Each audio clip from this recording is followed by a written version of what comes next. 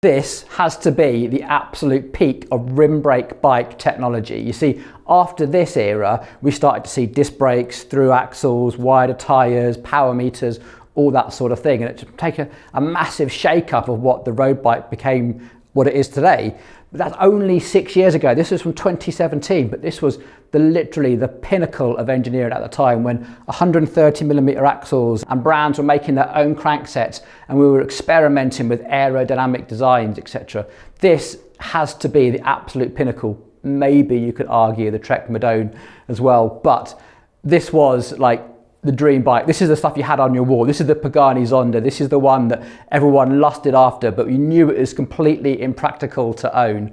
Today, we have got this bike in for some service work. The very proud owner of this bike has come to us. It's about time that the bottom bracket got refreshed. Those bearings are starting to have a little bit of play, starting to grumble a little bit. They also want us to add a little bit of height to this seat post. We've got it clamped like this because the wedge shape is up here, and that's the strongest part of this clamp, and you just clamp it very lightly with the screw threads. And we need to take apart this headset and fit some new brake hose in. Now, the customer's actually supplied some brake hose in. It's that compressionless hose in. I'm not 100% sure this is going to fit because of how the cables route through here. You see, this isn't like we know it, where the cables just sort of dangle loose and rub against the steerer tube. This is actually really carefully routed, and I'll show you that when we get into it.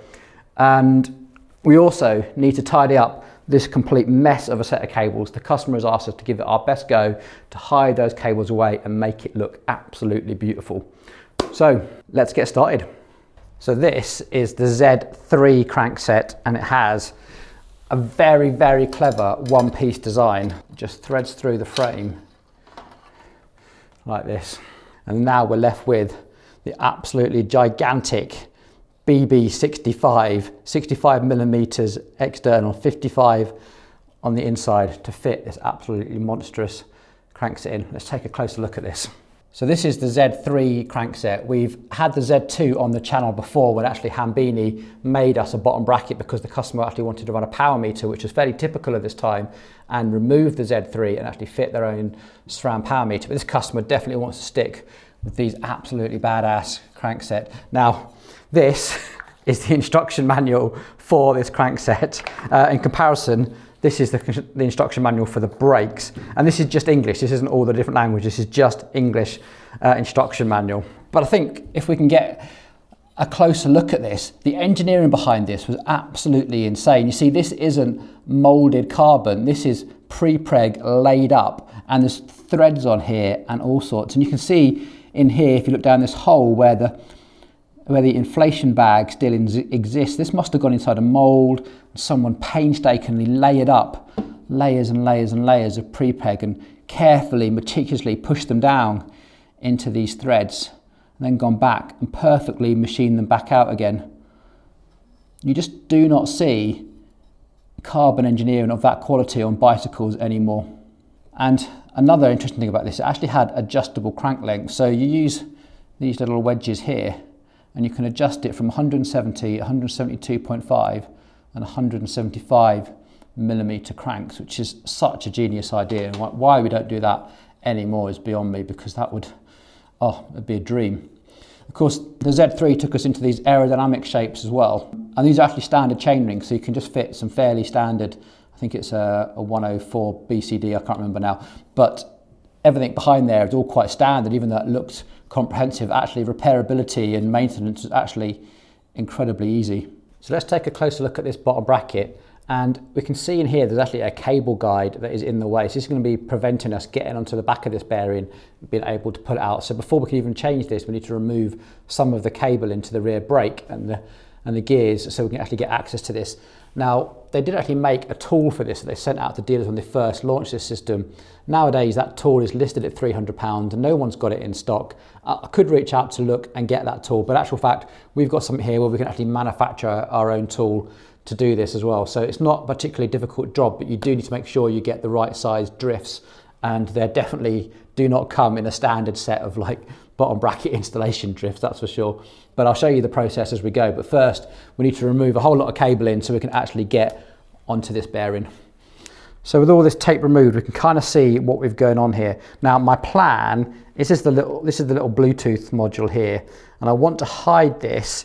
There's actually a little compartment at the back here. For when they first launched Di2, you had that really ugly three-way junction box, you might remember, and that's what that little compartment was for. So we're going to utilize that and get this little Bluetooth module into there. Now the other thing this customer has done is gone for a shorter handlebar than usual, which means that we have to run these brake cables at a slightly tighter radius. Now that's going to be okay, apart from the fact these little bits here are for helping you release and activate the rear brake. So we've got a brake pad adjust, if you like, to adjust the cable tension. Then we have like a quick release, so that if you need to drop your wheels quickly, you can just pull this and it opens the brakes up. Problem with this is that it's actually quite wide, and it really stops us doing the nice tight radius that we need to do. So we've got a different solution for this. It's going to be a little bit more fiddly. It's not going to be quite as snappy quick release, but it is going to mean that we can run a smoother radius of this cable, and hopefully we get a much better brake feel, because at the moment this is feeling grindy. One point, if you're working on these at home, this little rubber shroud actually have got loads of stock in this, but they are really, really fragile. So if you're touching this, just be super careful, because these are really easy to rip.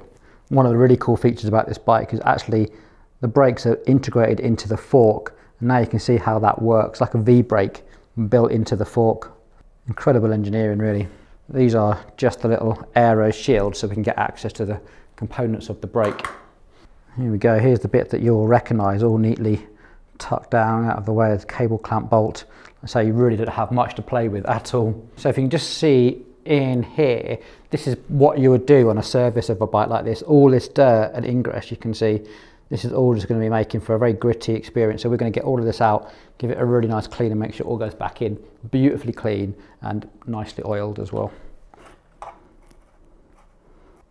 Look at that, there's our brake assembly. I think these were made by TRP rather than Look, but then Look sort of specified as to what they wanted TRP to make for them.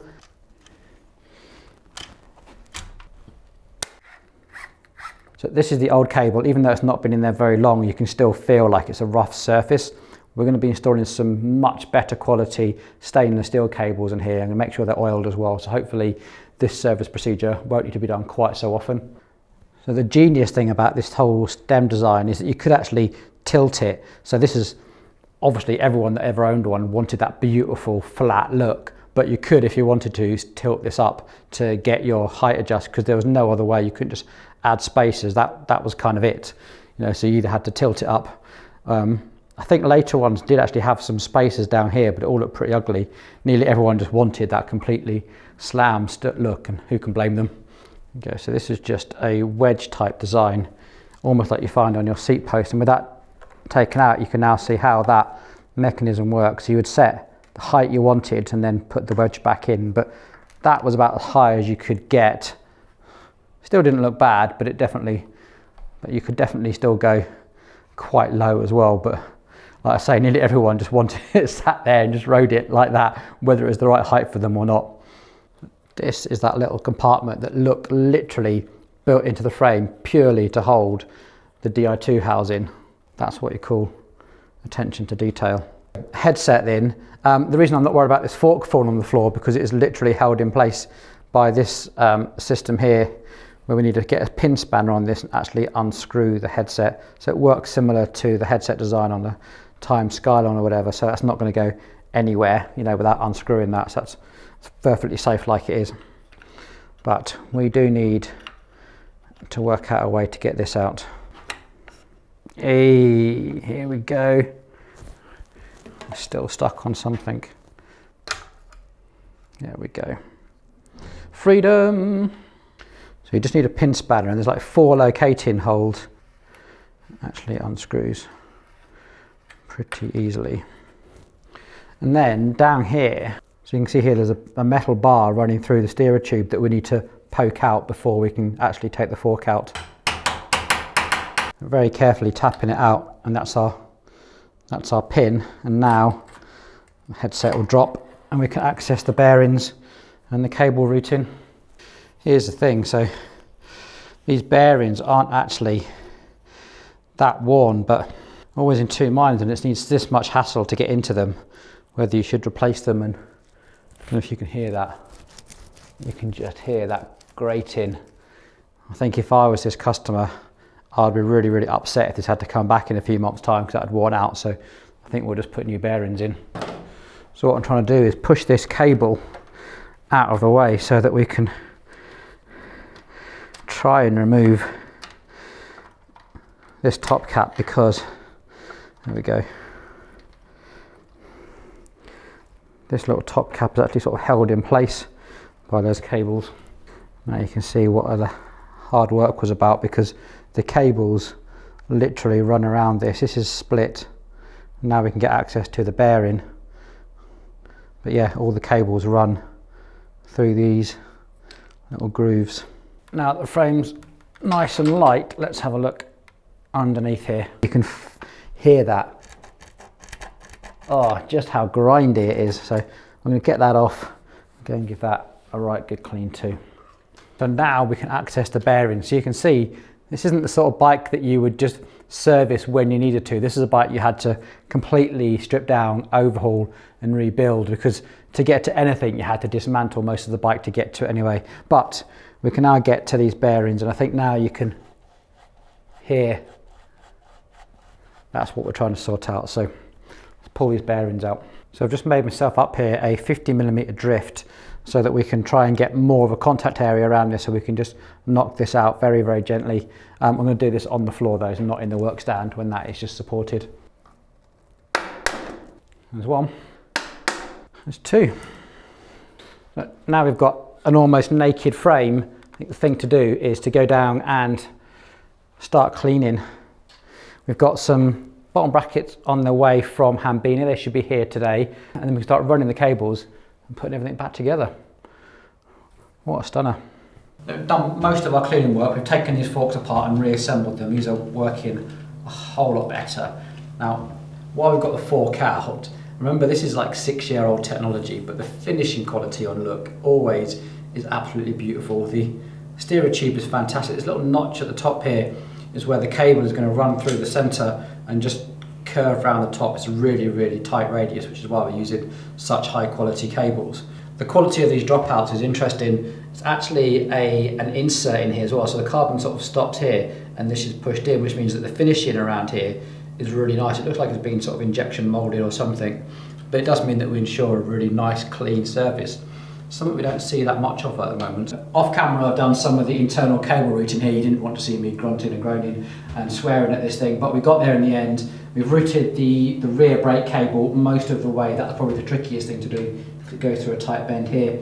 When it comes to this DI2 box, the junction box they've used is actually the 5-port junction box, which really been designed for the 3-port. That's okay, but we just had to do a little bit of fabrication work to make all this work like it should and fit in that hole, so we don't have to dig it out again. So now we've got a solution where the rider just needs to slightly undo this whole screw at the top and then pull the whole assembly out, and then you can charge his battery a whole lot easier. And I found a better way of doing the little Bluetooth module as well, because we have built all of that into the handlebar. So we now have, you can see these cables, these are DI2 compatible handlebars, but it means that you run the cable down and back, round and through. So we've got a cable running on the inside, and the Bluetooth little module now is actually inside the bars, so that radio frequencies will still be able to transmit to your Garmin or whatever. It's not completely hidden. So that's going to look a whole lot cleaner. We're just going to have like one cable coming out of this now. So the fun task now, the bit that we really hate about building one of these bikes, is to try and route all this around the steerer tube. Okay, wish me luck. So the really unique thing about this is that the upper bearing sits inside this little plastic sheath, and then the cables actually go inside here, and then we saw it's held together with that bar. So we need to get this in here at the same time as getting the cables routed around, and these are not flexible cables. The customer's given this sort of articulated, but it's quite stiff. So I think this is going to be a bit of a fight. I think we might have to give up on this fancy cable and go back to standard Jaguar, because it's just too rigid to go around the radius. It's great, but I think what's happening is that we just can't get this to bend and go around those really tight curves. So let's go and get some Jaguar LEX cable and see if we've got any success with that. Yeah, significantly easier. and we haven't done any sort of damage to the cable at all as well. So still tricky, don't get me wrong, but a lot easier. So the next step is going to be to get the fork in, and then the front brake cable is actually quite easy. It just runs straight up the inside of the fork, and the instructions has a section where it tells you exactly the centimetres of where to cut it. So these are the Jaguar Pro indexed line adjusters, and my plan is to have these about here on the handlebars, so you can still undo them and get to the brakes. It's not going to be anywhere near as quick and convenient, but it is going to be a whole lot neater, a whole lot more aero, and it's going to allow for the tighter curves we need for this narrow handlebar. So I think this is going to be a much better solution, slightly more inconvenient, but I don't think we are needing to chase super fast Tour de France wheel changes here. We're almost done, looking like a bike again. We just need to install the bottom bracket and then do the final sort of tune-ups, if you like. Now, the bottom bracket is a fairly tricky job. It's actually a really special tool to use for this, but this is 2017, that tool isn't available, but we can make our own tool to do this. And what we've done is use a massive kit of drifts that we have in combination with the alt drifts. So I've stacked those drifts up. I'll show you how we do this in a second, but the key part that's missing from this is a little cup that they make to make sure you get exactly the right amount of retaining compound on. So we've measured that, and we've done that with masking tape instead.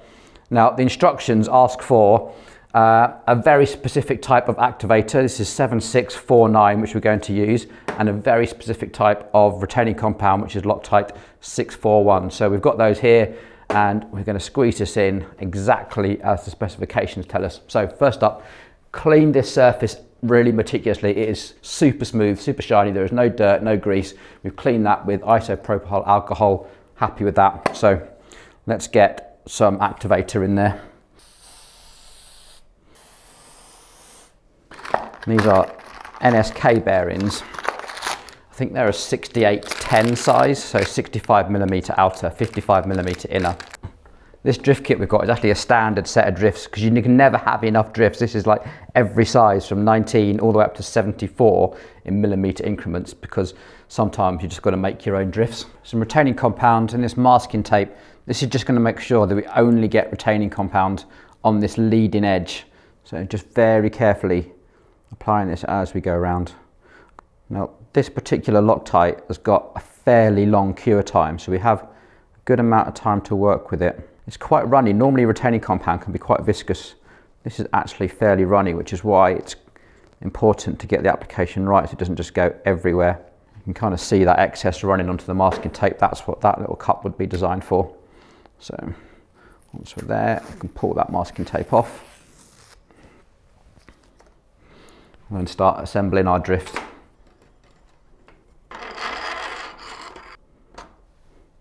Again, one side done.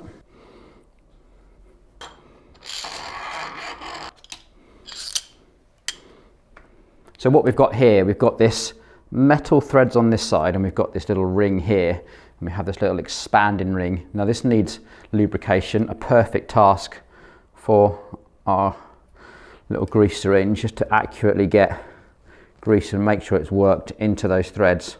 And then when we apply this expanding ring, there's like a little slit here, and that just slots into position with a slit opposite the slit that's already on this part. Yeah.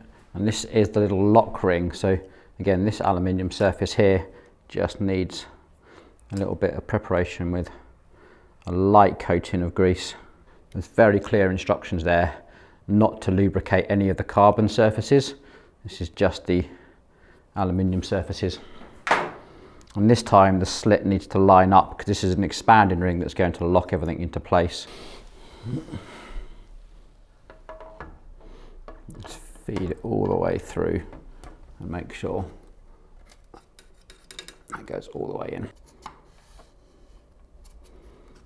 So this is how we set the preload, and remember, we're just looking for removing any play but making sure we still have free rotation. So one last job then is to set the crank lengths. Now this has these cool little, they call it tri-lobe washers, and these push in a certain orientation to set the crank length.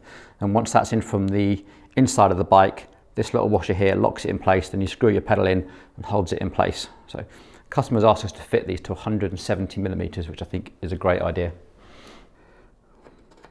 is its longest, 175. Where is it? There we go, that'll be the 172.5. But we were looking for 170 there. And then these little washers just go on the top. We have this, so you can see the little arrow here now pointing to 170. It's getting a little bit faded now, but that's our 170mm position. So there's no grease involved in any of this. This is all just clean surfaces. So whenever you remove these, just clean them. And then we do the pedals up to exactly 20 Newton meters, and that's it. We're done, completely rebuilt. And can you believe the owner of this bike, I rang him and said, look, would you mind if we took it for a ride so we know what it handles like? So it's too big for me. We need to hand it over to our long-haired, trained racing driver who's got way more experience than me with rim brakes as well. And let's take it for a spin. Let's see what the baby can do. Nice. What do you reckon? It is awesome. It's absolutely rapid. You just like that you have a massive smile on your face the entire time. Yeah, it's got to be one of the. I mean, I've ridden it for 30 minutes. And it's probably got to be one of the most fun bikes I've ever ridden. And what makes it fun? Stiffness or just lightweight or? A bit of everything. It's dead stiff, so it just goes. Yeah. It's like you put your feet on the pedals and it goes forward. It handles like it's on rails, quite frankly. From the 3 corners I've done, it just feels absolutely rapid. I think you could just take it almost anywhere, probably except for hard knot, and you just have a great time on it. I think that bottom bracket area and those cranks are just the stiffest thing you've ever stood on, aren't they? Yeah, it just does not move at all, does it? It's incredible. So you ride an SL6. I do. Stiffer than an SL6? Yeah, I think it's stiffer, and I don't think it's noticeably more uncomfortable either. Yeah, I think it's definitely interesting. I think it could obviously be part of the wheels as well. Yeah, these are Borg wheels. I've not really come across them before, so I don't know much about them, but they seem pretty good actually. They're very light. Yes, yeah. You can definitely tell. I mean, I've managed to just about throw a leg over this and run it around the car park. It's way too big for me, but yeah, you can definitely tell they spin up pretty quickly. Yeah, acceleration is there. Yeah, it's just a really rapid bike. I think racing it, I think even long days out, I think you still have a lot of fun on it, taking it around the Dales or whatever. But I think the main real disadvantage of this bike is the brakes. The number one downside are the brakes are absolutely shocking. For love nor money, you will not stop on this. It reminds me of old rim brake TT brakes. The bite point is, the bite point's great, but they just don't stop. Yeah. And that's coming from a rim brake user. I'm not off disc brakes on my road bike, and I'm not a disc brake hater either. I think they're great, but yeah, they just don't stop. Whether it's the actual brakes themselves or if it's the wheel and pad combination, they're just crap. It could be, yeah. I mean, these don't feel like the same braking surface you've got on your Reynolds at all, do they? No. So I think this is the first time I've ever got on someone else's bike and instantly felt just comfortable. Like, this thing is just rapid. It goes just unbelievably in a straight line round corners. It feels like it's on rails, to be honest with you. It's really quite something. So final thoughts then, is this the best a rim brake bike ever got? Controversial. Depends, doesn't it? I think it is. I can't think of another bike. The SL6 got pretty close. The Trek Madone. I don't think it holds a candle to this. This is it. This is peak rim brake technology right there, 2017. So what do you guys think? Is this the peak of rim brake bike technology? Can you think of anything else? Get down in the comments. What do you think? Do you like these sort of videos? We'd like to see us do more of this sort of stuff. I've quite enjoyed it. I don't know. I've definitely enjoyed my day. Yeah.